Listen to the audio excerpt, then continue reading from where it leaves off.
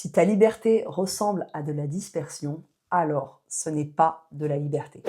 C'est un cadre absent. Et le piège, c'est que ça a l'air cool de je fais au feeling. Mais en réalité, ça te coûte cher en énergie, clarté et constance. Alors aujourd'hui, je vais te montrer pourquoi et surtout comment te construire un cadre qui soit sur mesure, qui te libère sans te rigidifier. On oppose souvent structure et liberté, comme si tu devais choisir entre être cadré ou être libre, être discipliné ou créative, ou encore avoir un plan ou suivre ton intuition. Et ça donne la phrase classique: moi je fonctionne au feeling, moi j'ai besoin de spontanéité, les méthodes ça marche pas sur moi. Et là, on rentre dans le mode oui mais moi. Oui mais moi je suis atypique. Oui mais moi je suis neuro différemment câblé. Oui mais moi c'est pas pareil. Je vais te poser une question simple. Est-ce que tu veux avoir raison ou est-ce que tu veux concrètement avancer? Parce que le oui mais moi, ça peut être une vérité. Mais si ça devient une identité qui entretient ton comportement, alors là, ça devient une excuse et un schéma qui va être répétitif et négatif. Ça va te coûter cher en résultats, en énergie et en temps. Et je vais être très clair, plus tu es sensible, créatif et atypique, plus tu as besoin d'une structure. Et j'ajouterais même, plus tu es ambitieux ou ambitieuse, plus tu as besoin d'un écosystème, non pas pour te contrôler, mais pour te soutenir. Soutenir tes aspirations et les rendre réalisables. Je sais que certains d'entre vous aiment appliquer tout de suite, et ça tombe bien, j'ai créé un petit kit. Un résumé clair et un carnet d'exercices pour personnaliser ton cadre. C'est gratuit et c'est dans le premier lien en description. Et maintenant, je t'explique pourquoi le feeling devient un piège. Sur le papier, le haut feeling, c'est séduisant.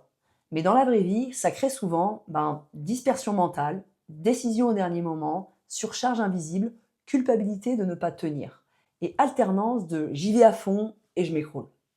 Et le problème, en fait, c'est pas toi. Le problème, c'est que tu improvises dans un monde qui te met déjà sous pression. Donc, ton feeling devient une gestion d'urgence. Et là, tu confonds liberté et chaos. La structure utile, ce n'est pas un planning militaire. C'est un cadre qui t'évite de renégocier chaque matin ton énergie, tes priorités, ton focus et ton organisation. Un bon cadre te permet de décider plus vite, d'exécuter sans te battre contre toi, de garder de l'espace mental pour créer et de rester stable quand l'émotion monte. Dans le sport de haut niveau, la structure existe pour une raison simple, tu ne peux pas dépendre de l'humeur du jour. Un athlète n'attend pas d'être inspiré, il s'appuie sur des repères. Et là, on arrive au point que presque personne ne comprend. La structure efficace, ce n'est pas la meilleure méthode. Et d'ailleurs, je sais pas toi, mais moi personnellement, je sature de tous ces coachs qui te vendent la méthode, qui est une méthode générique qui te fait croire que si tu l'appliques à la lettre, alors tu vas réussir. Comme ou pas. Un écosystème qui fonctionne, c'est un écosystème qui respecte ton fonctionnement. Et laisse-moi te raconter pourquoi je défends ça. Avant d'accompagner des entrepreneurs, j'ai passé des années dans le sport de haut niveau. J'étais athlète international et membre des équipes de France olympique. Alors, l'exigence, la rigueur, la pression du résultat, les cycles, les compétitions, j'ai connu. Et surtout, j'ai appris une chose très simple. On était dans un collectif. Et entre les stages, les compétitions, les déplacements, on passait en fait en moyenne 7 à 8 mois par an ensemble. On avait les mêmes infrastructures, les mêmes coachs, les mêmes opportunités et les mêmes grandes échéances. On avait tout un objectif commun. Et j'ajouterais même des données physiologiques et un niveau assez similaire. Et pourtant, on ne s'entraînait pas toutes pareilles. Parce qu'à très haut niveau, tu ne peux pas copier-coller une méthode sans casse derrière. Alors oui, on gardait un socle commun, mais en réalité, on avait un maximum de 40% de notre entraînement en commun. Le reste, les 60%, c'était de l'ajustement. Parce qu'on n'avait pas le même rythme, pas la même récupération, pas les mêmes déclencheurs, pas la même manière d'entrer en confiance, pas la même façon de gérer la pression.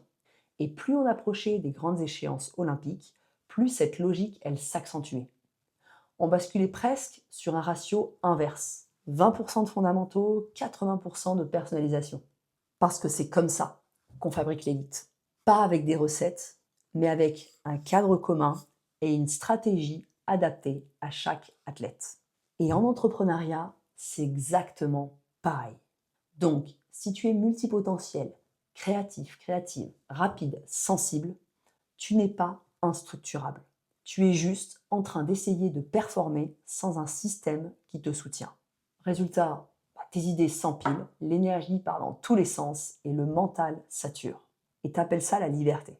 Alors que la vraie liberté, c'est quand tu as un cadre adapté à toi, qui te permet d'avancer sans te trahir. Alors, je vais te donner un protocole simple à faire dès cette semaine. C'est les 4 C. Premier C, la clarté. Une seule priorité, pas 7, une seule. Donc, la phrase à écrire, c'est par exemple, cette semaine, si je ne fais qu'une chose, ce sera. Deuxième C, le cadre. 2 créneaux protégés et réalistes. T'as pas besoin de 2 heures, ne serait-ce que 30 minutes suffisent. 2 fois dans la semaine sur un sujet précis et tu défends ces heures-là. Choisis-les quand même d'une manière stratégique, genre pas le jour où t'as tes enfants ou ils rentrent de l'école. Troisième C, contrainte. Une limite simple, une règle. Exemple, je ne travaille pas après, je ne commence pas la journée par les messages ou le scroll, ou par exemple, je finis une tâche avant d'ajouter, ou je finis une formation ou un livre avant d'en ajouter un nouveau. Une limite égale une structure. Et une structure égale de la liberté. Quatrième C, check. Vendredi, par exemple, en fin de journée ou le dimanche, tu prends 5 minutes et tu regardes. Est-ce que ma priorité est faite? Est-ce que mes créneaux ont été respectés? Est-ce que ma règle tient? Et ensuite, tu ajustes. Tu n'es pas là pour te juger. Alors, je te laisse 30 secondes, mais pause si tu veux. Et note, ma priorité est mes 2 créneaux, ça et ça. Et ma limite, ça. Bravo à toi, tu viens de créer un cadre, pas une prison, mais un support. Maintenant, à toi de ne pas laisser cette vidéo rester simplement une bonne idée.